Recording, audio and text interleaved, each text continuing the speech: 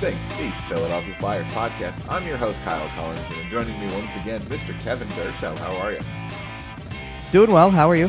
I'm doing all right. You know, it's cold out here in Illinois. I woke up today, it was 17 degrees with a wind chill of 7. Okay, you're not as cold as it is here. I was about to say it's like because we took 2 weeks again. This is the last time we're taking 2 weeks. I swear. Yeah, we're back to the weekly schedule. I'm mentioning that off the top. Well, come back next Sunday, we'll be here. Because last weekend I was in a wedding, so that explains the Saturday to Sunday gap. I didn't go to either of the home games because Saturday night was a long one for me. So you can imagine. Fair enough. But last Saturday afternoon for this wedding, we had weather out here that was something like high 50s, low 60s kind of stuff. It was for mid we hit 70 on Monday. Yeah. Right, for near like mid-November, it was gorgeous. It was like you couldn't have asked for better weather. Nobody needed any like taking pictures outside was not an issue. And then that lake wind rolled in. Like I went outside yesterday and it was like, and I said this too because our like you got the nice weather then on Monday because our Monday was freezing. Okay, like it might have been Tuesday. I don't know. Well, no. It just before that, I don't know. Well, no, because we had there were remnants of a hurricane that came through on Friday, and I think it just picked back up. Like whatever front was coming through came back through. It's not a weather podcast. I get it. No, then that's what I'm getting to. Okay, I know it's cold. So speaking of natural disasters like blizzards and hurricanes and etc. I thought you were going to say speaking of cold. No, speaking of disasters. The Philadelphia Flyers have lost 6 straight, completely crashing down to earth, full Dennis Green. They are what we thought they were. Here we are. The tank for Connor Bedard is completely on, right? Is that fair to say? Yes and no. That sounds like somebody who has to cover the team for the rest of the year and wants to watch a couple of wins. No, because no, it's not that. Listen, it doesn't matter. Like, the reason I'm saying yes and no is because you can call it the tank is on. You can call it whatever you'd like to call it.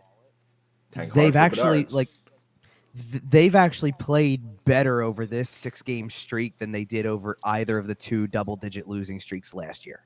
Okay, that is encouraging. The irony of this losing streak is, and. You know, I know that we have this debate, or we've had this debate before, and the way it works around hockey circles of, you know, what do you pay more attention to, the eye test or the analytics test, or do you blend them together, or whatever the case may be? The analytics actually tell you they're playing better process-wise than they have all season. Right. Like, truthfully. And they are. And I looked this up, and I'll read this off really quick. In 4 of the last 6 games, they are the team with the higher scoring chances for percentage. In 5 of the 6, they are the highest Corsi for percentage this season, or in this stretch. And 6 of the 7 highest games in high danger scoring chances for this chances for percentage this season are all during this streak. So all 6 of these games, they've had like the higher percentages of high danger scoring chances for. Right. Than any other games. Like, they were winning games and doing worse at getting scoring chances than they are right now. Yep. So right now, what's happening is they are A, finding ways to lose games, and B, the talent disparity is showing every night. Yes. And like, you can be like, all I could think about was the quote that everybody thinks of is hard work beats talent when talent doesn't work hard, right? Right. Like, it's an age-old quote. People know it, right? And to an extent, that's been true because they don't have a star. They've got practically got a starting lineup on the injured list right now. Right. And yet they're competitive. The effort is definitely there. I can't deny the effort's there. They have not like rolled over and lost a bunch of games. Even if this that's the funny part. And I'm not funny in a ha-ha kind of way. I like again, ironic. They've got most of their most lopsided losses on the scoreboard are coming during this stretch, when reality is they're playing better than that. Usually there's a contributing factor. They lose to, I guess where we really need to start is the beginning of where we left off, because they went into a game. We kind of were talking about this surprise start, the 6-3-2, and where they were, and they went and they beat St. Louis handily. I mean, best Right. game they played all year. Yeah, for sure. They are a scrappy team full of young kids trying to make their name and older, tough vets, trying to prove they still have a place in the NHL. It's a chip on their shoulder kind of team. We saw it kind of catch teams by surprise in that first dozen games or so, and now that teams have kind of figured it out, if you show up with a decent effort, you're gonna beat the Flyers. And it's tough to like. This is why it's tough to evaluate, because there's a lot of people that are going, oh, okay, back to earth, and teams are figuring them out. I don't know that teams are necessarily figuring out certain aspects of it, because if they were, then these games would be worse than what they are right now. I just mean they're figuring out that they need to show up with a little bit of effort, and that's really all it takes, because most teams just have more talent than the Flyers do. Well, oh, absolutely, and it gets worse when you add in the injury list. I mean, including we added Scott Lawton to that list last night. I'm sure we'll touch on right that at some point. Now the issue, and this is going to be, every week we joke about the Monday news drop. Lawton will be the Monday news drop in one way, shape, or form, because he's either going to somehow play tomorrow or he's going to be out tomorrow, and we'll find out. The thing that's interesting to me is, again, this is why I can't get a read on this thing either, is because if I can go and give you all of those numbers that during the course of these 6 losses, you've got 4 of your best games in this area, 5 of your best here, all 6 are in your top 7 of high danger scoring chances for percentage or whatever the case may be. Right. They've been some of your better efforts so far. No, but then you're doing all of this, no Sean Couturier at all, no Cam Atkinson at all. James Van Riemsdyk's been out this entire time. And I'm not trying to say that any of these guys are transforming your team magically. But do you think, perfect example, who's on the ice for this Montreal game trying to close it out in the final minute if more guys are healthy? Is Scott Lawton out there if he's still in the game? Absolutely. Is Cam Atkinson possibly out there, or Sean Couturier? Yes. I know Nick Delorier and Zach McEwen aren't out there, and that's who was out there. Right, and that's the point, though. And quite frankly, Zach McEwen has been one of your better contributors over the last couple of weeks. It hasn't really turned into goals, but he's been one of your puck carriers. As weird as that is to say. Right, but okay, so this is where I'm trying to go with this. It's no, Zach McEwen hasn't been that bad of a player this year, and everybody's he's been solid. And everybody's freaking out that he's on well, this is why they are what they are. They've got Zach McEwen playing power play, and the answer is, who else would you like to do it? Well, that's the point. Quite literally, and I haven't tweeted this, but I did post it in a comment on Facebook. They're icing, and I've texted people this. They're icing a preseason lineup right now. When you're moving these guys up and they're playing second line, that's what you see in the preseason. You know who the Flyers are? They are a wagon in the AHL. They're full of young guys who are ready to be NHL players, and old tough guys who are borderline NHL players. They're a wagon in the AHL. It's funny you say that while the Phantoms have a 5-game winning streak going on at the moment, too, by the way. The roster's just full of it. The Phantoms have been doing everything to find a way to win lately, and you're right. It's a glorified, that's why I keep saying it's a glorified preseason roster. The entire organization is full of it. I'm trying to figure out, right, but I'm trying to figure out, and in my head, get around the concept that they're going to play a game on home ice against Calgary on Monday night tomorrow. Yep. And possibly be without, in no specific order at this point, but possibly be without, and I'm just doing forwards, because defensively they've really kind of played a consistent lineup. I mean, they've used the same 6 defensemen for 2.5 weeks at least. Right. I don't remember, at this point, I don't remember the last time Igor Zamula played a game. Right. I think maybe Toronto, because they gave or Ottawa, because they made Ristolainen a healthy scratch for a game. Okay. Which that's a whole nother story too, because he's strapped to the third pairing. So don't you love having a $5.1 million third pairing defenseman? Yeah. Well, that's but beside the I'm not upset about it for what the purpose behind it seems to be, because if that's John Tortorella sending a bit of a message about a guy's level of play, we can't hate on that. That's Right. that's honest truth. I mean, let's put it this way: Kevin Hayes started the game in Montreal on the third line with Max Willman and Patrick Brown, I think. Yep. So Yeah, it's like, Patrick Brown getting back into the lineup is not something I expected to see, but here we are.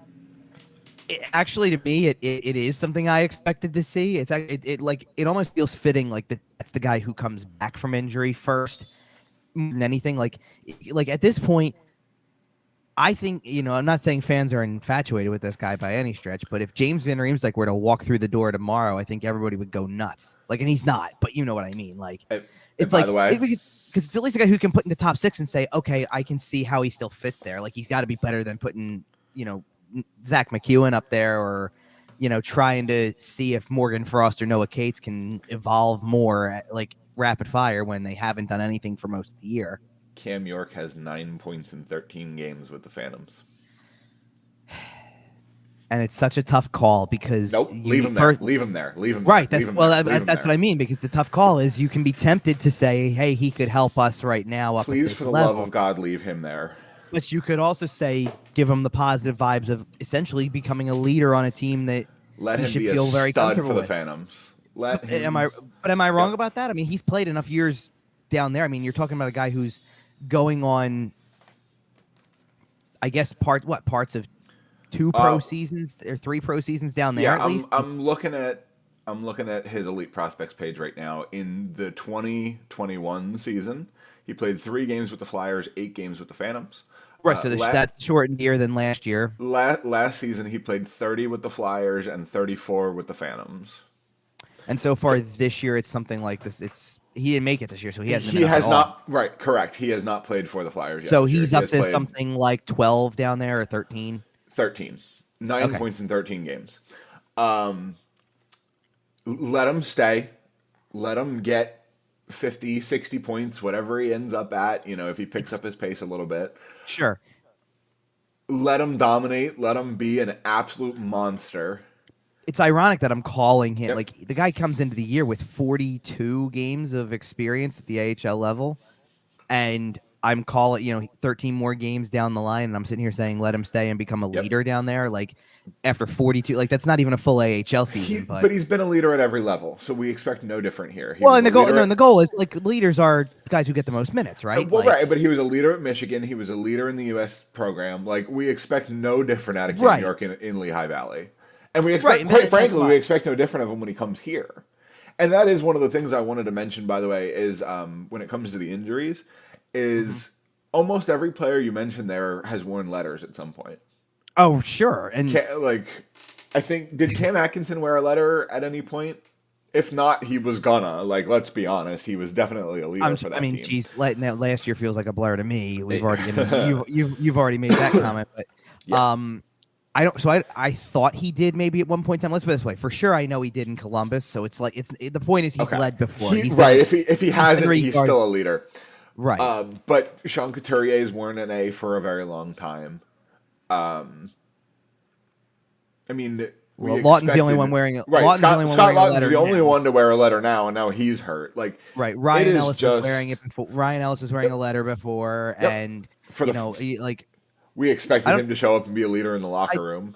I don't know if Van Riemsdyk ever did. I don't think he ever. I don't think so, but he's a veteran. Yes, I get your point. And in the same vein, Travis Konechny never has either in his professional, like in his NHL career. But he did in Sarnia. No. Well, yeah, right. He did it as a junior player, but also there was some hinting going on that, like, John Tortorella was liking what he was seeing from Konechny, not just in terms of the point production, but that he was taking on a little bit more of a leadership role. And all of a sudden, I've seen that out of him this year. All of a sudden, everybody changed the tune. It went from being, wait a minute, is Lawton the only guy who's, like, in the running for this, like, thing, or is Konechny kind of putting his name into the hat of future captain possibility? Travis Konechny has been what we want Travis Konechny to be. Which is the shame. Yeah, which is the shame of what has happened to him. Right. Now, one of the things we've seen out of him in the past is that when the team starts losing, sometimes is when his frustration can show, shall we say. So we're hoping that as the team kind of heads down this hole, it looks like they're heading down. We're hoping that he can not do that. Well, he was off to a good start with it because during bulk of this losing streak, at least the He parts was that he there, played, and he was playing well. He was contributing at one point in time, and obviously he didn't play in the Montreal game, so wipe out those numbers altogether from the game. But the games leading up to it, he was already because they hadn't scored against Boston yet when he left the game, so he didn't factor into the points there. But going back to I guess the first 4 games of the streak and the St. Louis game, he had directly factored into 6 of their last 11 goals. Wow. Like the percentage was ridiculous. He was making it happen when he was on the ice, and there wasn't many others that you could say that about. And that's the kind of production that you're comfortable paying that salary for. Oh, sure. And I mean, you can break down this lineup and the guys that are missing and various things of this nature and kind of pinpoint where it would start to go, not even just go off the rails, but you can pinpoint where it doesn't feel like you're getting as much from these guys or whatever the case may be. Like, they have a handful of guys that you can either look at and say they are being as productive, if not more productive than we probably anticipated. Konechny's one of them for me. I did not expect over a point per game. I agree. He's been stellar this year. So he's given you an awful lot. And fun discussion I've had with others is, does it feel like Kevin Hayes is a point per game player? Because he is right now. No. Right, but he's giving you point per game numbers offensively. I've looked at it and I'm like, listen, this guy's having he's having an awful defensive year. Trying to play top line is not really an option, which is But then again, I kind of shake that off for a second because of the fact that Tortorella seems to feel the same way. So I don't. It'd be one thing if you just felt like you had to keep rolling it out there like that, we don't have any other choice. He's going to have to play, but he's a -8 in the last 3 games or something like that. And you can see like they lost the overtime game in Columbus because of something stupid that he did. You can't force a pass, and you can argue all you want to about who else is on there and who else contributes to it. But at the same time, he's the one with the puck, the last guy back. He's going to have to defend it going back because everybody thinks the pass is going through. And you can't try to thread the needle and force a pass at 3-on-3 and expect to get away with a 3-on-1 going the other way and not get scored on, no matter who it is. Because it wasn't even good. It's not that it wasn't good players. That's not the truth of the statement. But it wasn't Columbus's top guys. It wasn't like Johnny Gaudreau got the puck from him and then said, "Okay, I'm gonna have my way with this because it's a 3-on-1." It was Cole Sillinger was part of that rush, and Gavrikov scored the goal, and not your typical. To be fair, that is kind of the top of the pile for Columbus. It's close to. It's probably second line material, second, third line. But with Voracek out, and that team's the fact that they're that team crippled. The fact that team because everybody after the first time the Flyers played them said, okay, they've thrown their name into the ring for the draft stuff because the second you say Zach Werenski's out for the year, immediately draws up. Well, that happened in the first Flyers game, right? Yeah, right. That's what I'm saying. So when it was over, when that news came out, it was okay. They've thrown their name into the ring. That was kind of a nail in the coffin type of situation. Kind of, but it doesn't. Because they were already struggling. They were, but it doesn't really always amount to that because when your best defenseman, and he's your best defenseman by a pretty reasonable margin with Adam Bachfest also out. I'm not saying they're not in the sweepstakes. They're going to finish in the bottom portion of the standings, but don't assume last is what I'm saying. No, that's fair. That's fair. You can't just assume that now because they lost Werenski for the year that it just goes straight down the tube. Oh no, similar to the Philadelphia Flyers, Jonas Corposalo is too good. He will steal them several wins. In the same way that Carter Hart will steal several wins for the Flyers. And I don't think they're going to be without they're not going to be without Merzlikins for the whole year. I think that, he'll come back at some point. And both of those guys are good enough to steal games. And the question becomes once they can get some of these, because I think in a span of 3 or 4, 2 or 3 games, they lost 3 of their defensemen. They've already been without forwards because let's put it this way: the Flyers lost to them the first time around, and this is a team that I think that night Gaudreau was playing with Boone Jenner and Laine was still active. Laine got hurt the next game; he was out for the second one. Voracek never got to play because he's been out this whole time. The first time they played Columbus, Kent Johnson couldn't play, who's one of the bright spots of their future. Yep. it didn't seem to matter. And that's a team who, despite all of it, gained 3 points on them this week or the last 2 weeks. That's the crazy part. Like that's what we love to say. And they're still 5 points behind. That's the funny part. But right. Yeah, we are. I think we're officially looking at the bottom of the standings, right? Like, because is 6 straight enough to get you to give up on the playoffs? Just out of curiosity, like I know we were already pretty skeptical going into the season. There's a big listen. To me it is, and I'll tell you, it's not the 6 straight that's the part that's making me give up on it. It's they're 4 points behind a playoff spot right now, and that's not insurmountable for any typical team.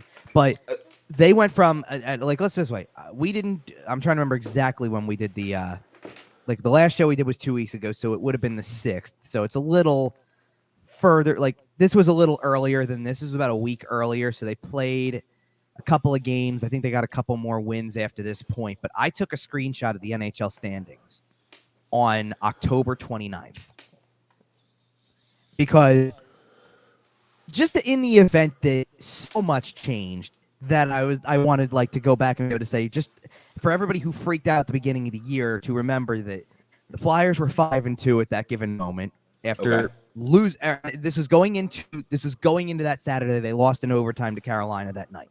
Okay. But the Flyers were 5-2, the Devils were 5-3, and you had a bunch of teams that were like the Rangers were 3-2 with 8 points, and that was 7th in the division. Man, the crazy thing is the Devils still haven't lost since that moment. That's crazy. I know. But I took a picture of, and this was just of the division standings, because at that given moment, the Flyers were not only leading the division or tied for the division lead in points, but technically leading in points percentage because of one game. Yep. And so I took the picture at, on the morning of October 29th, because of the fact that it's like, oh, well, just to mention that they were actually once for one night in first place this year, because eventually this is going to be something to probably laugh about. Yeah. But at the same time, like I can go back and look, and I don't remember if anybody else had lower than this, but I'm seeing that like Arizona had 5 points in the standings. The distance, even at that time, between top and bottom was something like it was no more than like 6 points one way, 5 the other. Like the Flyers had 10 at that moment. Boston had 16 and still. Well, no, I think they have lost a couple, like maybe one game since. They've lost one or two, but they're still a wagon. Well, no, they had already lost one by that point, so I think they've lost another. There you go. Saying. Right. But Boston is still an absolute wagon. But regardless, so I took the picture after, and so this has changed even. So I took another picture after Thursday's game for the purpose of, okay, they went from being ranked, I can only assume probably ranked like 5th. At one point in time, I did look last week, maybe right after the St. Louis game, and they were probably something like, they were mid-pack. They were like 12th in points, but they were like 6th or 7th in points percentage. Like when you added it all up and you're like, okay, take this team and bump them down because the points percentage is different. So they were something like that. Like they were legitimately high ranking. Seemed like, it was like, okay, like, listen, if they keep this up, like, and when we did the last show, we were still kind of lamenting the end of baseball season. Yes. And it was, and I did a radio spot the Tuesday after because it was time to come out of the woodwork kind of stuff. Like, and what did the conversation that night center around? It's how are they 6-3-2? Like, what have people missed while they were watching baseball? Kind of like how did they get to this point? Right. Like, how'd they get to this point? And basically, I said the same thing I said on the show, which is, it's a lot of Carter Hart, which was ironic. Which was ironic because Carter Hart was supposed to start the game that night, sat out with an illness. So you're sitting there thinking, okay, like if Carter Hart's the big factor here, then they might lose that game to St. Louis, who's lost 7 straight coming in, and they don't actually. That's good for Felix Sandstrom for getting a win. Like he needed it bad. Well, he needed it, and it like I'm sorry, you're not watching any of these games at all if you're going to sit there at the end and go, well, the guy never won a game, it's all his fault. Not even close. No, he deserved one. Like the way they played that game was so deserving of like the fact that he could just sit back and kind of relax a little bit. Right. But since then, like this is the results that you're getting. Like since then, they've been stuck at like they were 7-3-2 that night, and they're now 7-7-4. and that's the way it's gone since then. And to be where they are now, like I went in and I'm gonna stop looking at the screenshot I took from Thursday because we got even more updates now than from before. So technically, they are 22nd in the league standings. Technically, Okay. and that is based off of they are tied in point total with 4 other teams. They are fourth out of the 5 in terms of the technical ranking, which would be that The tiebreakers or whatever it is. all the tiebreakers, Blah, all blah, of that blah. Right. stuff. Yeah, we don't have to break But that down. no, but the bottom line being like, okay, here's a good example. They're tied with Calgary, who they play on Monday. So if they lose the game to Calgary, then Calgary's really above them at that point. Yeah, but Calgary and the Flyers are going in the opposite direction. Yeah. Calgary is on their way up. The Philadelphia Flyers are not. Sure. The teams like I'm looking at are, okay, Minnesota is tied with them in points, technically listed after them for some reason. I actually don't really know why, but because it seems like they should be higher, unless it's, you know what it's going to be? Regulation and overtime wins probably, because Minnesota's probably got a couple shootout wins in there that make their 8 not really 8. It would be great if the NHL was a real league. And had standings that made sense. It would be fantastic. No, they do. It's just they don't list all this stuff on the initial thing. Like they list them, and it's, you know what the problem is too. Like it's still too early. 18 games is still too early. That you've got, like I just mentioned, there's 5 teams at 18 points. There's also like between 20, 23, 22, 21, and 20 is like 10 more. It's like something ridiculous like that. Like eventually it spaces itself out. Like, can you sit there today and easily say Boston, New Jersey, Vegas are the best 3 teams in the league so far? Because then there's a 5-point gap to the next group. I was gonna say you can say that pretty comfortably, yeah. Right. And can you say that Anaheim's one of the worst because they're in the bottom spot by themselves, and even though there's a few teams that are only 2 or 3 points above them, it's like, okay, listen, if I was trying to pick you out and then go and find the next spot where your playoff spot would be, it's going to be a 10, 12-point gap. It's a long way to go. Yeah. Right. And that's the thing, too. Like, by the end of this week, we're going to go through the course of the week. They play Monday, they play Wednesday, they play Friday, and they play Saturday. Right. 4 more games.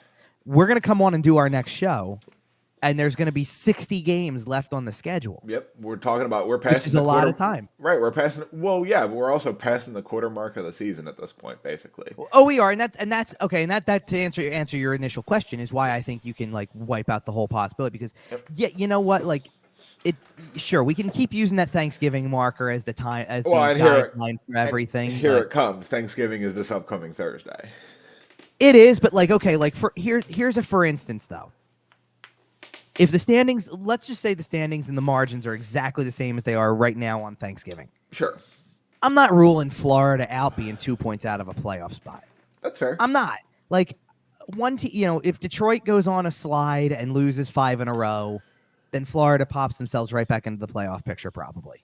And it's like, okay, I'm not going to, like the only thing that I'm going to convince I think that the Thanksgiving guideline is a less for the teams that we think are established as playoff teams that have done it for multiple years and that we expect to be there. Right, like we know Colorado's making the playoffs. Right.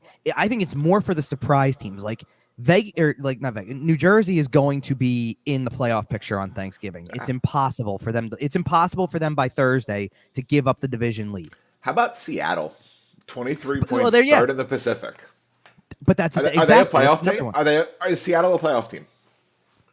It's more possible now than it was at the beginning of the year. I will say that. Like Dave Hackstall is going to go on a playoff run with the Seattle Kraken, isn't he?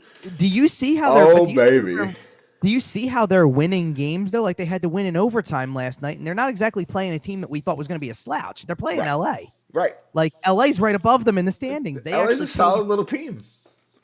Actually, okay, and you're saying this because this is the way the points totals is, but I'll say the technicality. Seattle's a better team than LA right now in points percentage. They're technically second in the division. Crazy.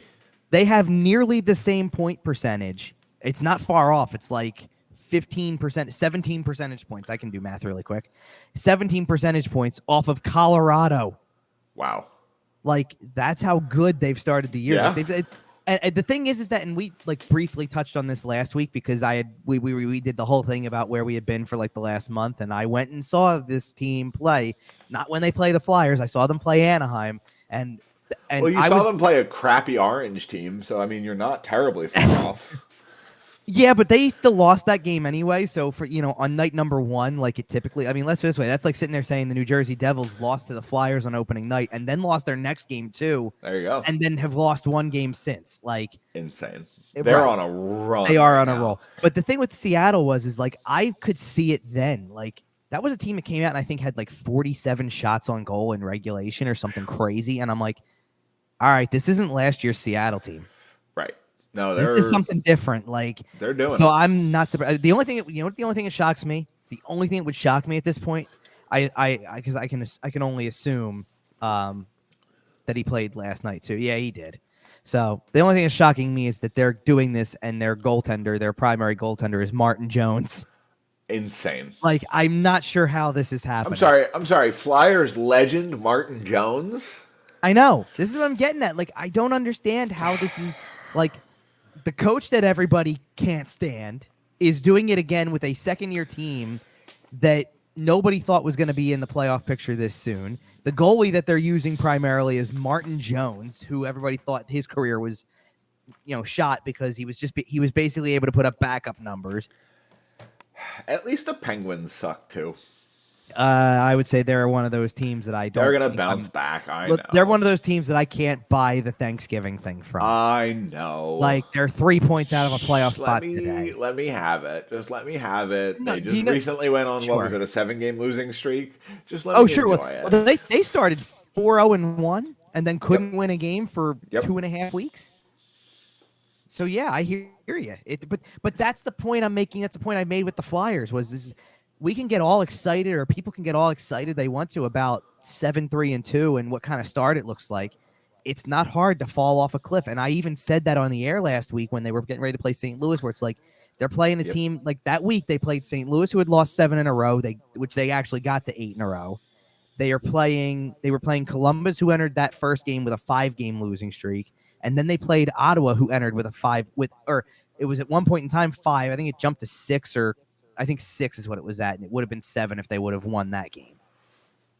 And it's like, all it takes is a handful of games in a row where this just doesn't, where you can't seem to find a way to like that. And that's the hard part with this is they're losing games by playing better, but they are finding like Saturday defined. This is how you find a way to lose. Yep. Well, and Carter Hart has been a little bit more human. He's still been good. I'm certainly not complaining. He's still playing solid hockey, but he's been a little bit more human with some of the stuff that's getting by him.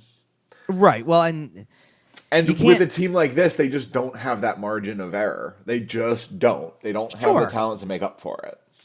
Right. Like, okay. And here's the thing. Like, we have already admitted he played so out of this world good the first couple of weeks that and you can't expect him to maintain that. No, the numbers were off the charts, and it's like, okay, listen, the goals against is a little rough now because, I mean, from the last time we did a show, it shot up from 197 to 265. Yeah, he's getting pieced up a little bit.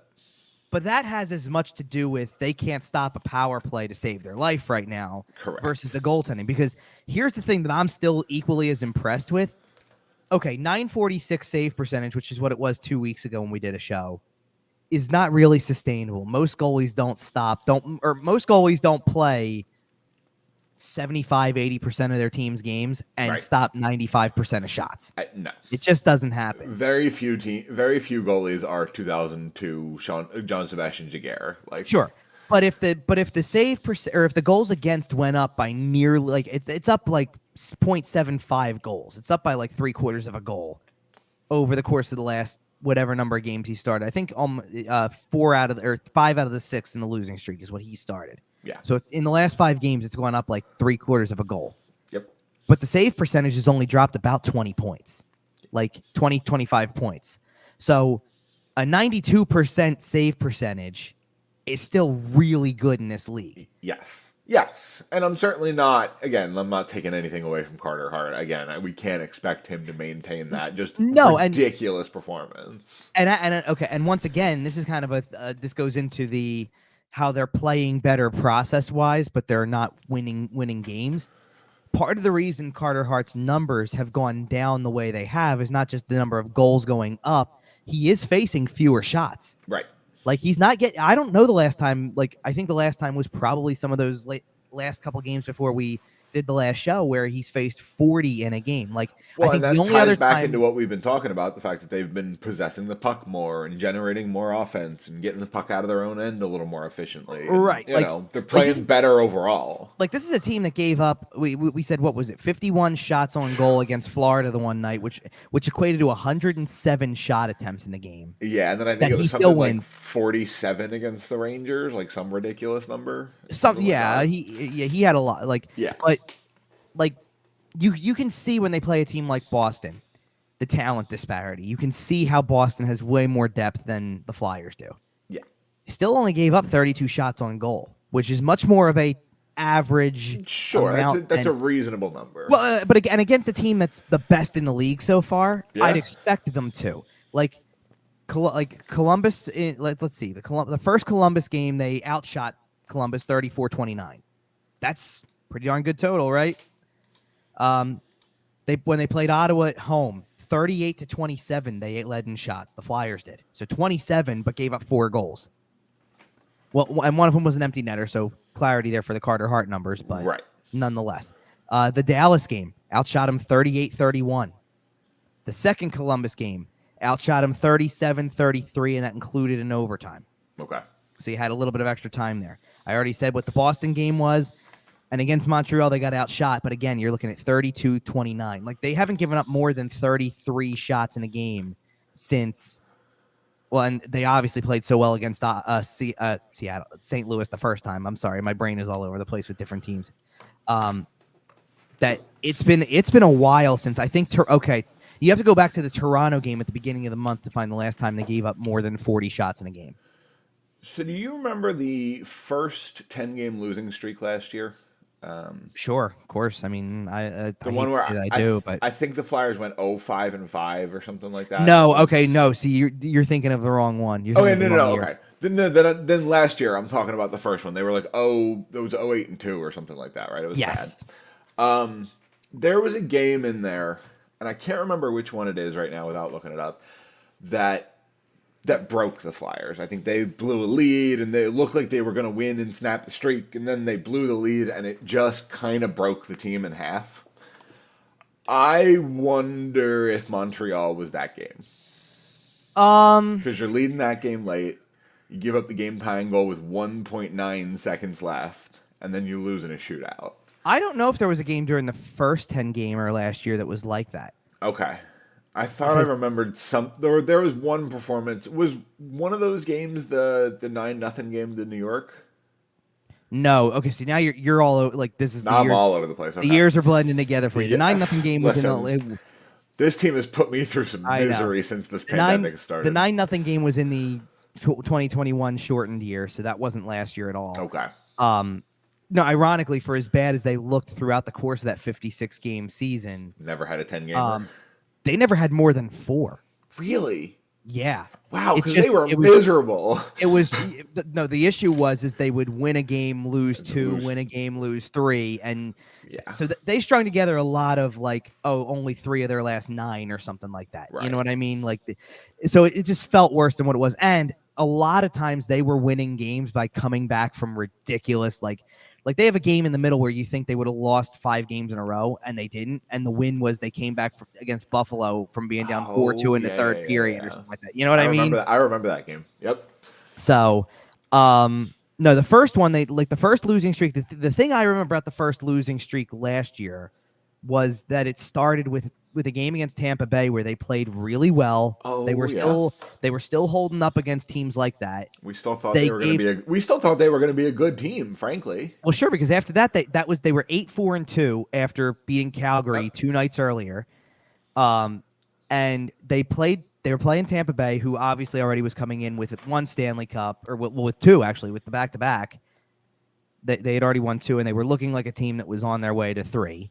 And they made it to the 3rd, right? Right, and they were tied 2-2 late, getting ready. Overtime felt inevitable, and Tampa scored. Stamkos scored a goal from a really weird angle that you don't know how it Yeah. gets by Carter Hart, but it does. Did it bank off him?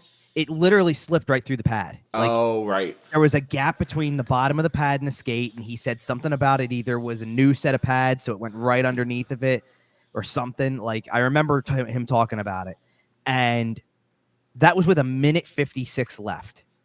And off of a face-off with 8 seconds left, Claude Giroux scored and tied the game. Yep. And they got it to overtime, and even though they lost in a shootout, because naturally they're not good at shootouts and Tampa's outstanding. JJ mentioned it on the broadcast last night. They only scored one shootout goal last year. Yeah. They were 1 for 19, I think he said, in all of last year. I know. Okay. But we, like, everybody came out of that game, despite the shootout loss portion of it, going, well, you were 8 seconds away from not earning any points. That's a really good point against Tampa Bay. And then it just started to progress from there. It just crumbled. Lost to Boston with not even close. Lost to Tampa on the road, not even close. The wheels fell off. Lost to Florida that went to overtime, so felt better, but still doesn't count for more than a point. Lost to Carolina, not close. Lost to New Jersey, not close. Lost to the Rangers, not close. And they weren't like 9-0 losses. They were we're talking 3-goal losses. Right. And I remember us talking on the show about that just being a really tough stretch of games, and they got to prove themselves, and they did not. And this carries into about this time last year. Yep.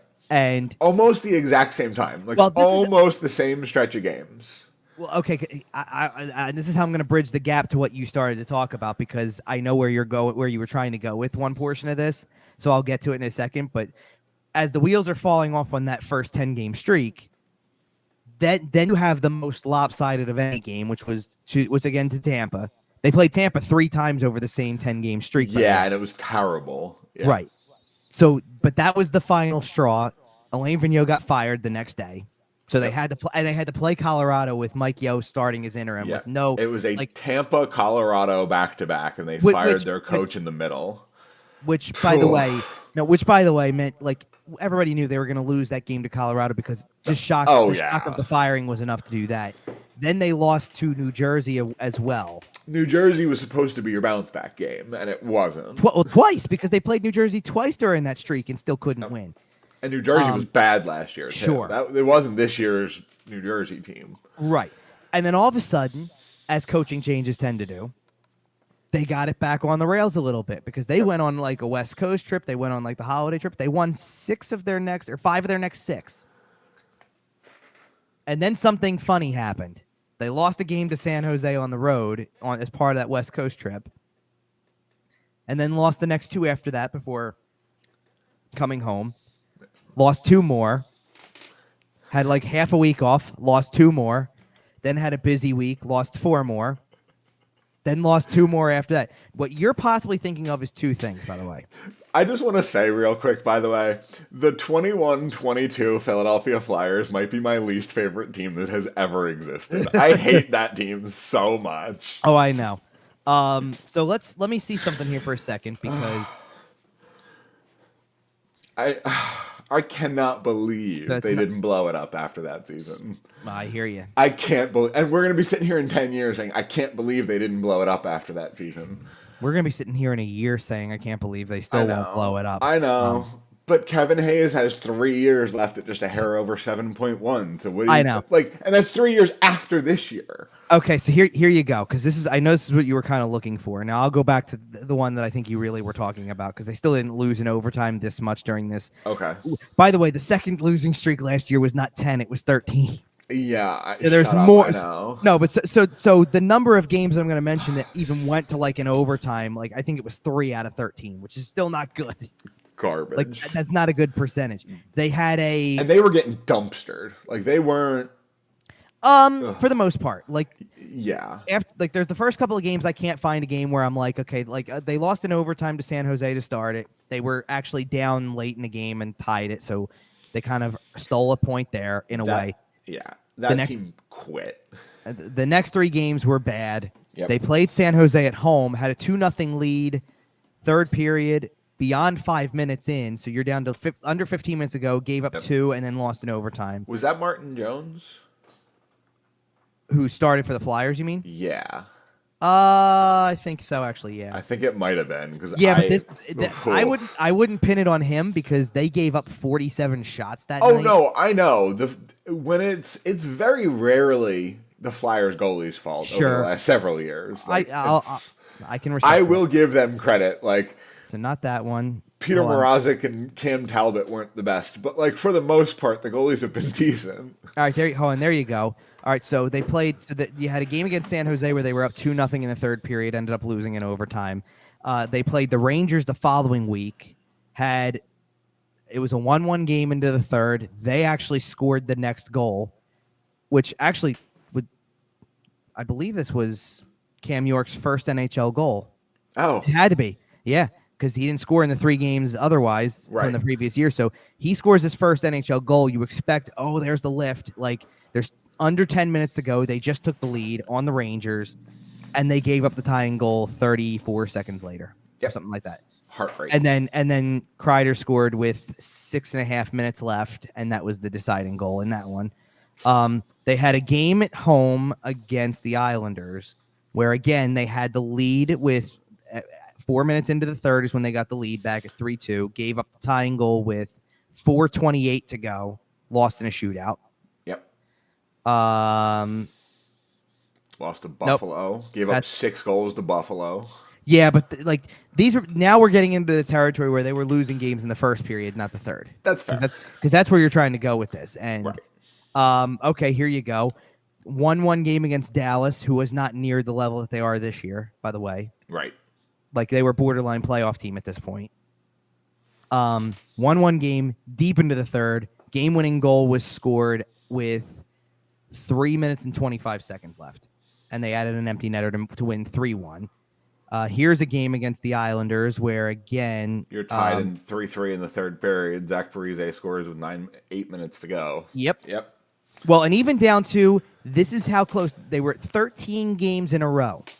And they're playing LA that Saturday. And the Flyers have a 2-0 lead. And then a 3-1 lead on a shorthanded goal 9 minutes into the third period. And you're thinking, all right... How do they lose this one? Well, no, you're thinking, all right. That's what I was thinking. At some point, it was going to break, and if they're scoring a shorthanded goal, this must be the one where it breaks. And LA answered right back on the power play, so it was back to 3-2, and there's still 10 minutes to go. On the same power play, I remember it. But in the same vein as last night, there's under a minute to go, and Anze Kopitar ties the game with like 38 seconds left, and you're thinking, here comes the overtime loss that keeps this going. I remember at least 3 occasions over the last decade or so where the Bruins scored a goal with the goalie pulled with less than a minute left to tie the game against the Flyers. Like, against the Flyers, not even in general, literally just against the Flyers. I remember there was one on Easter 5 or 6 years ago. Right. Okay, so I can't look at that on here. The Flyers are, quite frankly, terrible. The last minute of close games, any sort of big impactful game, nobody thought they were beating the Senators when Claude Giroux came back to Philadelphia, right? Nobody. I wasn't sure what to expect. I mean, I expect, like, to be honest, I expected him to have a good game. Like, I expected him to have a hat trick and 4 assists. Let's be honest. I'm surprised he didn't score a goal here. Like, yeah. He just did the assist route, him scoring a goal in the game in Ottawa when he actually plays them for the first time as an opponent. That should have been easy. Should have been easy money. Yeah.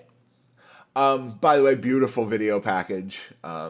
He was sobbing. It was pretty funny. Yeah, I didn't get that was, look, at this point in time, I can't I've had like this kind of thought process this year more so than ever because I've missed 4 games over the course of 2 weekends for weddings this year, and it's like you bypass stuff like this where there's going to be 60 more, at home like 30 more of these, right? For the this is somebody's once in a lifetime. You do what you got to do, kind of fair stuff. Enough. And that's why I actually had every intention of I was gonna miss the Ottawa game, but I had full intentions of going to the Dallas game. And as we were just hanging out, like after the wedding was over, as the night got like later, just it was hanging out. well, what am I gonna sit there and say? At the after, we're just hanging out after the wedding, and that's when I decided I shouldn't go to the game tomorrow. Hold on, fine. At the after party, better? Is that a little bit more clear? Yes. As 9:30 turned into midnight, and then a little beyond midnight, as the expected hangover started to, well, you realize the hangover's coming. I mean, it was better than watching what they would have done the next day. I mean, fair enough. I sat there and I thought, boy, they must feel as good as I do today. Well, if you go on YouTube, Sportsnet's YouTube channel, they do have the video package, and they cut to him several times. So you get to see. Well, did you see when he got emotional? I think so. Because here's the thing, obviously there was a lot going on that Saturday for me. But we were basically just getting ready for the wedding itself at the time that the game started. So we were in somebody's hotel room, like one of the guys' hotel's room, and we put it on. Like the game was on. I knew mid-second period it was a 1-1 game, and had seen every piece of it. No, so he got emotional. They did the career video package, and they do the draft blunder with Bobby Clark, and they do the ha, and they roll into him debuting and his first goal and that playoff run in 2010. And he started getting a little emotional looking at the playoff run in 2010. But where it really cranked up for me is that they cut from 2010 to The Shift. Oh, sure. And he lost it. He still loves hitting Sidney Crosby. Come on. I think there's a part of him that's happy that this is over in that sense, like that now the chapter really closes, because I don't think it ever does until you go back and everybody can stop talking about that. And we all know that Claude Giroux will be back in that building for a pregame ceremony at least two more times. Right. At least one, if not two. You're right. Well, he's going into the Flyers Hall of Fame, and he's getting his number retired. Argue that, but yeah.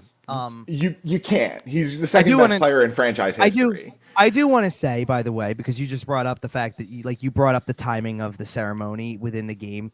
Great call by the Flyers to not do the first period TV timeout. Give him his fair, don't give him 2 minutes. Give him 5. In a sense, and I know that doesn't sound like a lot, but he's not the type of guy who wants more than that anyway to begin with. It was, please just do this and get it over with. And the team, to honor him the right way, did it all before. This isn't game number 1,000 where we're doing a presentation and all that stuff. It was literally, here's your video. And he just had a moment where he stand near center ice. We're going to put a spotlight on you while you cry. Yeah, basically. That's what they did, and it was hilarious.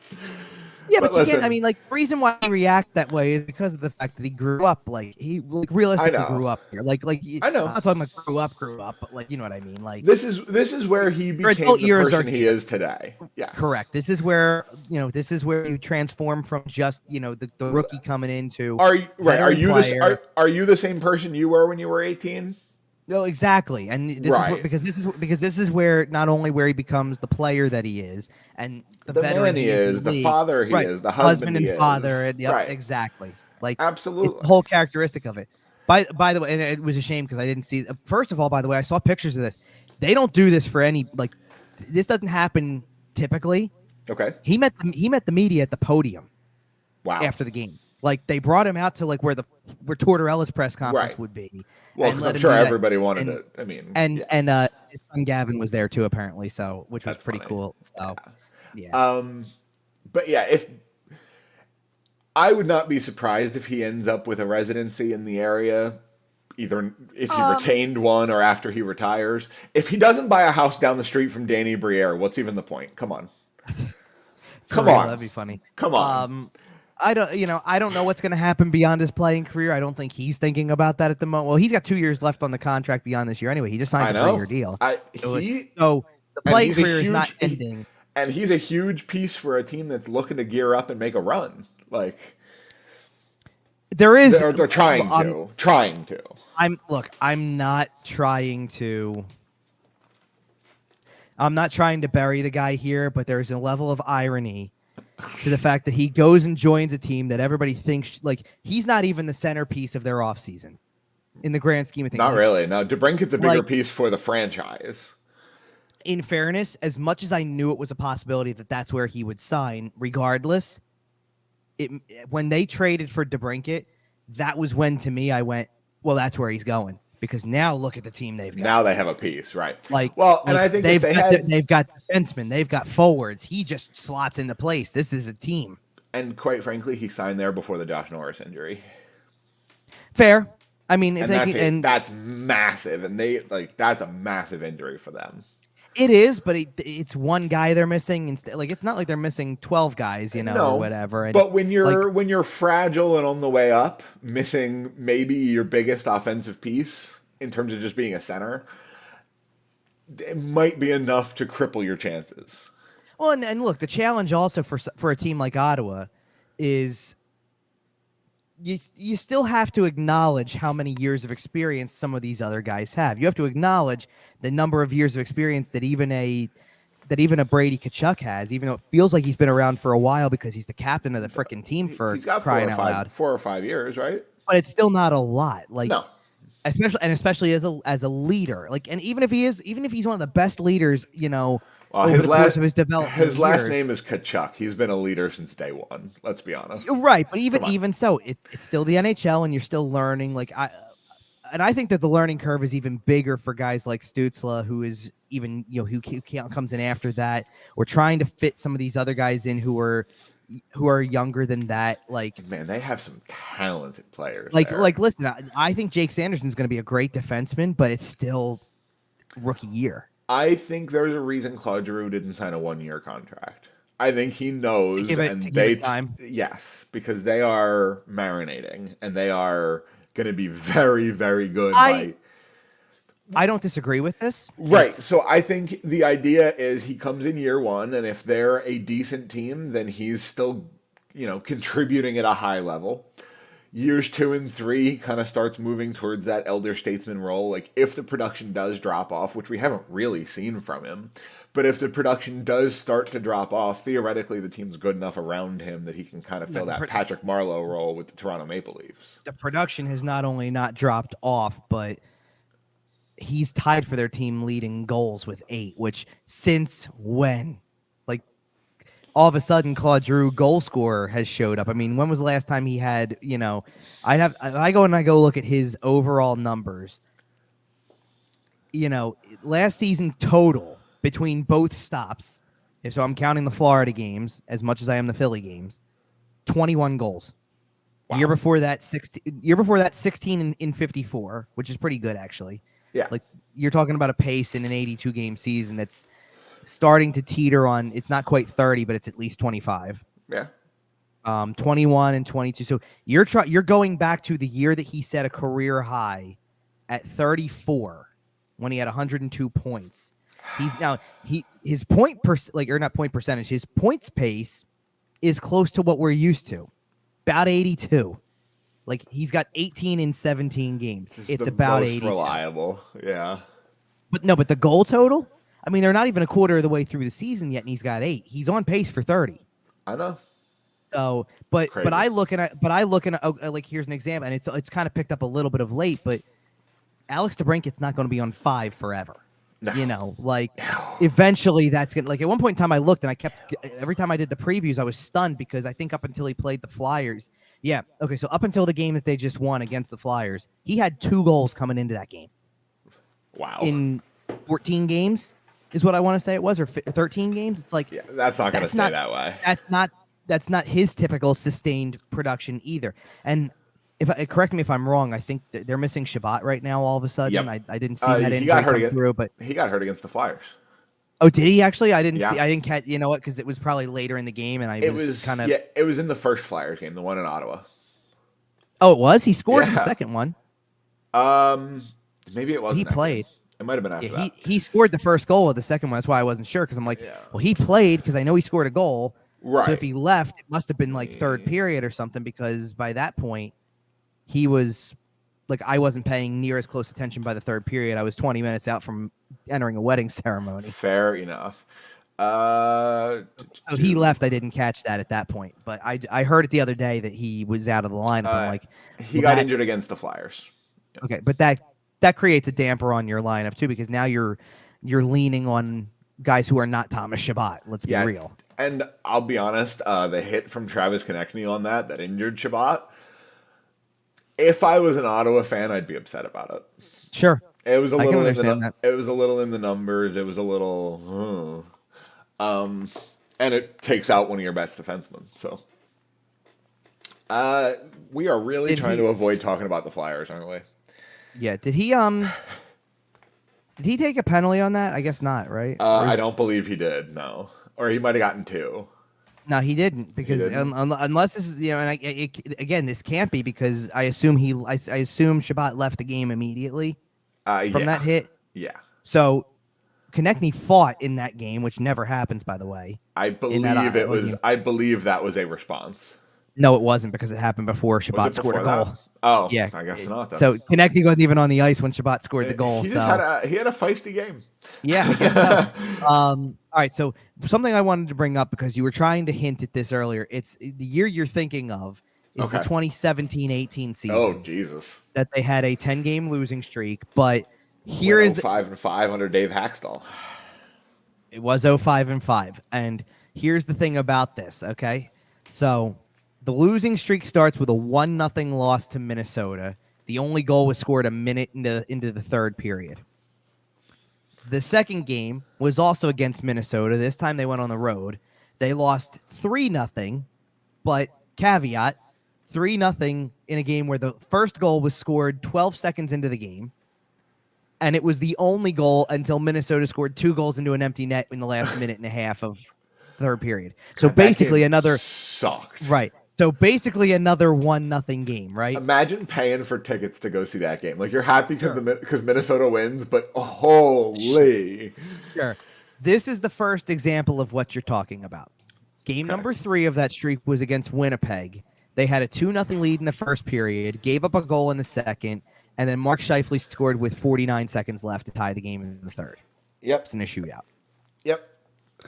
They played, here, we'll keep going. They played Calgary at home the next game, had a 3-1 lead after the first period. The game was tied up midway through the second.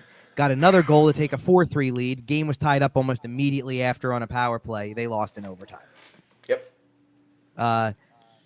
Game against Vancouver, they just lost badly, like 2-1 Vancouver after the first period, 4-1 Vancouver after the second. It was like, that was bad. Yeah. Game against the Islanders. 1-1 after the first period, 3-3 after the second, nothing in the third, goes to overtime, they lose in overtime. Like, constant overtime, right? Okay. Yeah. And by the way, I distinctly remember that this is what time of year it was. That game against the Islanders that they lost in overtime the first go-round was the Wednesday before Thanksgiving. Yep. So guess what time period we're in again? So the Black Friday game, also against the Islanders, they gave up the only goal in the first period. Second period, they took a 4-2 lead through 2. Third period, gave up the 2 goals that tied the game up, lost in overtime. I went to that game. Heartbreaking. That's not the game that we met up for upstairs. No, it's not. That was a Detroit game. That was the following year. Yeah. Yep. No, that was 1920. You're right. That was the good year. Yeah, that was 1920. Okay. Now we're on to, I guess, the Sunday after Black Friday. Pittsburgh. 1-0 Pittsburgh after the first. 3-1 Flyers after the second. Pittsburgh tied it up within 2 minutes of the third period. The Flyers took the lead again with 3 minutes and 41 seconds left in regulation. They gave up the tying goal with 1 minute 4 seconds left and lost in overtime. Fire everybody. The loss to San Jose was kind of boring. There's nothing to that. And then they lost 3-0 to Boston. That was game number 10. This team has always sucked and will always suck. This is what you're in for. And like, here's the thing. Like, there was a part of me watching Saturday's game, watching the game against Montreal, that goes, go figure, they're gonna squeeze their way out of this and the streak ends at 5. As all those chances are, like, Montreal had something like 6 shot attempts in the final minute because they just kept firing haymakers. They're pouring it on. they're just fire and stuff. And to be honest, you had something that sails wide and rolls up along the boards. They keep it in, but like whatever, like everything's missing. They're just firing away as hard as they possibly can, and they're missing net or Hart's able to get over or whatever. And you're thinking, all right, you know what? As we're getting down to the final, like whatever, they're gonna have to do something quick. Like there's 10 seconds left. They might not be able to pull this one out despite their best effort here, right? Like meaning Montreal, by the way. Right. As it's going on, though, I'm sitting there going, go figure they possibly hang on and win this game. Because the day before I wrote about how they're halfway to a 10-gamer. Yep. And we're all talking about it because we're all thinking about last year. And then Zach McEwen's stick breaks. I didn't even think it then because I'm sitting here going, okay, despite that, there's 10 seconds left and they haven't scored yet. I was pretty nervous at that point. The stick was broken for a good 40 seconds before that. Yeah. So it's like, okay, it is what it is. Like, yeah, like you're thinking that, like, and now, like I can't, like, I did this with you before. Like I said this statement before, so I'm gonna say it again on this one because, and this is not anything like hot take or anything like that. This is not anything earth shattering. This is just straight up looking ahead because I've done this before. Help me find the win that breaks the streak in the next 2 weeks. No idea. Well, no, because I'll read you the opponents because help me find the win. It sucks. Yeah. Calgary, Washington, Pittsburgh, Islanders twice, Tampa, New Jersey, Colorado, Washington, Vegas. Where's the win? You're hoping to find a win against Pittsburgh or one of the Islanders games. Those are your best shots. I would throw in possibly one of the two Washington games only because, first of all, I think seeing a team a second time would make a difference. Like, and you are playing the Islanders twice. Like I'm looking at that Tuesday, the game on the 29th against the Islanders. That's a pretty winnable game. Here's what I'm thinking. I think Calgary, even though they're trending upward, Calgary could be a winnable game because Calgary's not lighting the world on fire right now. I think they're getting there, though. And the Flyers, I think they are too. The Flyers are the perfect team to spark off of because that's what Toronto did. I mean, Toronto's been on a tear. Okay, do you know why I'm the other reason I'm asking this question? The other reason why I'm kind of sitting here doing this help me find the win kind of thing. Yeah, is because I'm looking at each one of these teams that they're going to play coming up, and first of all, I can name a star player for each team. Yep. In some capacity, but also the other part of it is I'm going the Islanders. Yeah, I still think Barzal. That's fair. And for what it's worth, by the way, up until Saturday night, Barzal did not have a goal, and I fully was anticipating it getting to the following Saturday so that he could light come the in. Flyers up for 4, so that he could come into that game with whatever number of games played, I guess 20 or 21 on the season, like everybody else, right? And in 21 games, have something like 22 assists, but no goals, because he had no goals and 18 assists. Right. It was ridiculous. Insane. And I'm sitting there thinking, just so that night I could look like a total genius, even though everybody else on the planet would be thinking betting him to goal scorer. No, and make him my player to watch because I did it with what was it? There was a game that I did recently, and I'm trying to remember which one specifically it was. Although I've had a few really good ones lately because I've joked. I'm like because I've joked lately. I go sometimes I'm really smart, like in a sense, like. And what I mean by that is okay. So I know that for the Toronto game, I picked John Tavares as the player to watch, and he had a hat trick that night. Looks good, yeah. I did it for both Ottawa games. I picked Giroux, and actually both games I looked pretty good because Giroux scored a goal 244 into the first one and had 2 assists in the second one. I'm not giving you credit for that one. Everyone knew he was having good games. Come on. Okay, fair enough. The Columbus games I picked Gaudreau both times. I didn't want to pick Gaudreau the second time. I usually do like to change it up, but by the time they played them the second time, they had so many injuries. It was like, well, either Gaudreau's going to have another killer game, or they're going to lose. Like Columbus is going to lose. Right. Like it's one or the other. Like I didn't really have anybody else that I could go off of. Half of their lineup was out. The first time around, I picked Gaudreau for obvious reasons, and he rewarded my decision with 3 points in the first 20 minutes and 40 seconds. Right. Actually didn't fare near as well with a couple of the other ones. Like for Boston, I picked David Pastrnak. And Pastrnak had an assist, don't get me wrong, but it was like that wasn't the catalyst behind the offense in that game. Right. Although there was points in the early parts of that Boston game where I'm like, Pasternak's got a couple in him tonight. You can see it. Oh, Look at the way that shot looks. And I could have picked Cole Caulfield for the Montreal game. I didn't. I picked Nick Suzuki, but okay. in fairness, like, I do want to, since it's taken this long to actually bring up Cole Caulfield's name, Yeah. in light of this game, I do want to sit there and say I am really sick of reading about how Cole Caulfield was passed over by the Flyers like 20 times or whatever the case may be. It's the same thing as Alex DeBrincat. Like, everyone... It's the same thing as DeBrincat. It's the same thing as Makar. It's the same as, like, get over it. You can't play...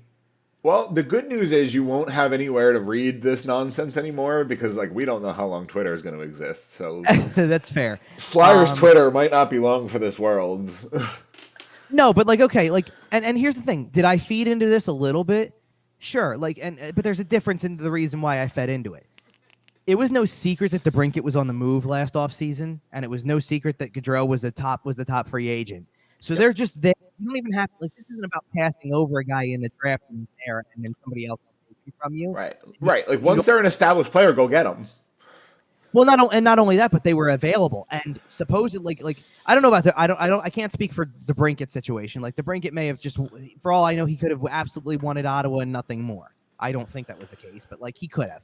Gaudreau wanted to be here. For better or worse, if Ed Snyder was alive, they would have signed Johnny Gaudreau, and they probably would have pursued DeBrincat. I don't know about that because I think they would have had all their eyes on Gaudreau, and then if it came down to signing DeBrincat, like, you know where you're right. You're right in the sense that at that point in time, it wouldn't have been a big deal about the contract extension thing. Right. That's fair. Like, if you could afford DeBrincat on the current contract, which of course you could, right, and then sat there and said, "Oh yeah, by the way, this isn't about next year. We're not even thinking about next year. It's just this year." Then sure, you go out and you get Gaudreau on top of it. Sure, why not? But it was just funny to me how in the course of a couple of games, Gaudreau and DeBrincat were the two guys doing the most damage to you, and they were both guys you passed over in the offseason. Yep. That could have helped you. Yep. And now Caulfield's the one who lights you up in this game. It's the friendly reminder that you passed over him twice in the same draft, and I get it. Like, but everybody passed on him. Like, and it's not just that for me. Like, the thing that bugs the crap out of me when it comes to this stuff is you don't know that he plays this way here. You just don't know. Like, nope. I understand it looks awful that he scores 2 goals against you. It looks like he's rubbing it in your face, and he's done this to you since he's gotten there and all that stuff. Yes, I understand, and I understand the idea of why wouldn't you want a guy who had 101 goals over the course of a season? Why wouldn't you want that? I understand how it looks, but you have no way of guaranteeing that he would be any better than Nolan Patrick or Morgan Frost or Cam York or anybody else that they've drafted in the last 10 years. And who's the player they picked over him? Cam York. Okay.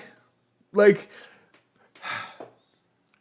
Cam York, we talked about him a little bit earlier in the show, is going to be an excellent hockey player. We expect him to kind of dominate the AHL level this year. If he comes out to be 90% as good as Cole Caulfield is, relatively, but it's as a defenseman, I would argue that that's more valuable to the team. It can be. I think the argument there, though, is that, and this is going to kind of tie into what happens if the Flyers finish at the bottom of the standings, or the purpose of why they should. You need, at this point in time, I don't know, like, they don't have a single player, and I already mentioned it's kind of like they're icing a preseason lineup right now with the way the injuries are. But they don't have a single player, and I would argue this with or without the injuries. Maybe Travis Konechny is that guy right now, but I need to see this sustained over the whole season too.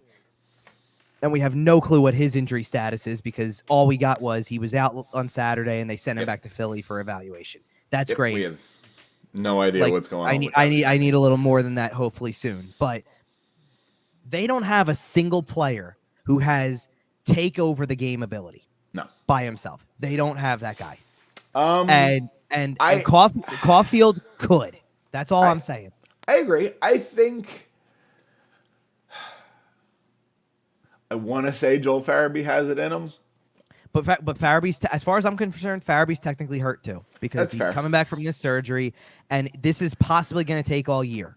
To be fair, though, Eichel has looked incredible. Right, but it took him a year. Yep, So sure did. talk to me next year about Joel Farabee, but right now in this moment, they don't have a player they can put on the ice that will take over a game. I agree. And Columbus does. Ottawa does. Dallas even does. Like, Dallas has a great team of depth. I think Dallas is the reason Dallas is in the top 5 in the standings is not because of one player. Maybe the goalie. But Jason Robertson is Robertson pretty good. Can do it. Right. But he could do it. Even looking ahead, Calgary has players like that. Washington has players like that. Pittsburgh, the Islanders, Tampa Bay, New Jersey, Colorado, Washington, Vegas. Stop me. Arizona on the 11th is the next time the Flyers play a team that doesn't have a superstar. And I would love to see where Arizona is by that time, especially if this prolongs itself, because Arizona's not that far back in the standings. By the way, that's the game in Arizona. Right, the one in front of 5,000. That's going to be fun. It's going to be interesting. I kind of don't hate that it's a Sunday night, but not for Arizona, not super late. Like, it's an Arizona afternoon game. Yeah, it's going to be hot, even in December. Oh, sure. But to your point, you just nailed exactly why I'm sitting here that's why I'm asking. Help me find the loss. Yep. Yeah, or help me find the win, because I can look at Calgary and find, if you give, and I'm strictly even going off of, give Calgary enough power play opportunities. Don't you think they're going to score at some point? Yep. I mean, Washington. we're only talking about Jonathan Huberdeau and Nazem Kadri and guys like that, right? Right. Washington. How many goals does Ovi score? Does he catch Gordy tomorrow? Does he catch Gordy at that game on Wednesday? You know what? I'll be honest with you. I haven't really been. I think he's 20 or 30 shy. That's the joke. Well, right, but no, I want to look, because I think it's closer than that. It is closer. He's about 12 off. Okay. No, but all right, he's about 12 off. How many games that game in now 2 weeks? And the second? Yep.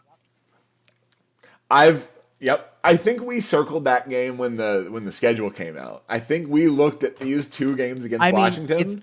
If he's 12 goals away from tying, 13 from passing. Right. He would have to cool down a little bit. Well, they also don't play again until Philly. Oh, okay. So they have nothing for the first little bit. So Philly's literally the next game. But then again, he could score 2 or 3 against Philly at home easily. He loves scoring against the Flyers, which would push him to 10. Let's say 10. Right. He loves scoring against everybody. Let's be honest.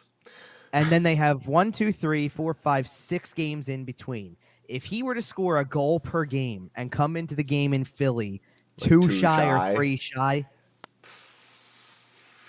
is it possible? I'd be betting on it. He'd have to get I'd throw $1 on it.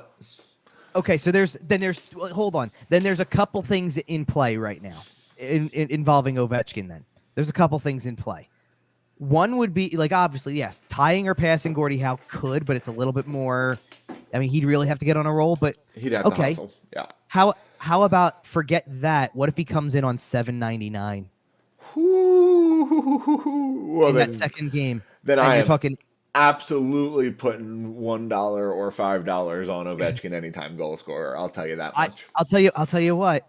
One of the things I've done over the last couple of years in particular is I look forward to some of the players I get to see from the opposition, to see them in person.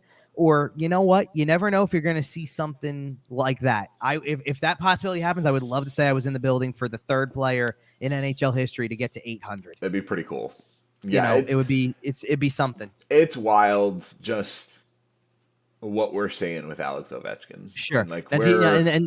Now to further the other conversation, do you think Pittsburgh with Crosby and Gensel and Malkin are gonna, be able to score on a power play? They're trying to turn their stuff around. They're still trying to kind of get the ship righted and get back on the right track for the season. But they have, because I think they didn't lose. They didn't lose during that losing streak. I think weren't all of those games regulation? I believe so, yeah. But so they went 4-0-1 to start the year, and then lost 7 in a row in regulation. I think one was overtime. You're right. 1 was. Okay. All right. Fair enough. But doesn't matter. So 6 games. So they were 4-6-1. Yeah. So they came out after 4-0-1. They came out of the next stretch 0-6-1. Yeah. And now have it. And now have it. And now have it back to 8-7-3. Yeah. No, they're definitely turning it around for sure. They're turning the corner. That's what I'm saying, is that they're going to come in and they're going to look at a rivalry game and they're starting to kind of click, and Yeah, no, that's going to be right. ugly. And the thing is, like, as much as like the Islanders have teetered between where they are in the standings right now, which is technically 11th with an 11-8 record, but they're only a couple of points away from being a top 5 team in the league. Like, Yep. I looked the other day and they were like 4th in the league standings, and it's like, oh wow, okay, I didn't think, yeah, like, I thought the Islanders would have a better start, obviously, because you get a little bit of a comfort level. You get to play at home a lot more in the first half of your season than you did last year, right? Right, but I didn't think they would be new coach, new system. How many? Okay, seriously, for a second, how many teams in the top portion of the standings have new coaches? It's a lot. A lot. There was a lot of shuffling. Boston, Vegas, and Dallas all have new coaches and are pulling this off. And if the Islanders are up in that ranking too, then the Islanders do as well. Yep. That's a lot. I mean, it's a lot of coaching turnover that has somehow amounted to, what you would expect it to be, or not what you would expect it to be, but to early success. Yep. And I mean, and there's other teams too you can do the same thing with, where if like I can look at some of the teams in the middle of the pack too and go, they're also in line for that. You know what I mean? Like that with a new coach where they're in line for this could get really good. Like if Florida gets on a roll, then it's happening under a new coach. I would still qualify if Montreal gets on a big roll somewhere down the road. That's still new to me. I mean, I know he's technically in his first year officially as a head coach. Yeah, he's still a new coach. Had a half a year as the interim. Right. I don't care. Like, I think, for what it's worth, since we mentioned Cole Caulfield, I think that's the guy. There's a guy who's working wonders on Caulfield. Absolutely. Like, same type of player. Absolutely. He laid the blueprint for what Cole Caulfield did. Same exact freaking type of player. And it's that could not be a more perfect match. But, all right. You know what else is a perfect match? Us coming back next Sunday. Next week. Yeah. All right. We got 4 games. We got Calgary, Washington, Pittsburgh, New York. We'll be back. We'll see if the Flyers come back with a 10-game losing streak. We'll know the answer by next Sunday. Yes, we will. In the meantime, follow us on Twitter if that still exists at YWT Podcast. Follow at Kevin_Durso. We're on Facebook, Instagram, Podbean, iTunes, Google Podcasts, Spotify, SportsTalkPhilly.com. Make sure to follow them at SportsTalkPHL. Again, if Twitter exists. I love the Instagram because I think Instagram's where a lot of people are thinking they might be able to go. Like I joined the, like I not joined. I'm not saying join Instagram, by the way. Like I joined that crowd of people that on whatever night it was, Thursday night, that just started sharing. Like, by the way, here's my Instagram. Here's where I'll be. Well, I don't know what I'm gonna have to do if this goes away. I don't think Twitter's going belly up. I don't think it's fully going away. I think something is gonna have to give. We'll see. But all right, well, maybe we'll have answers to that by next Sunday, but we will definitely have answers about that 10-game losing streak. So in the meantime, it was a good one. We'll see you.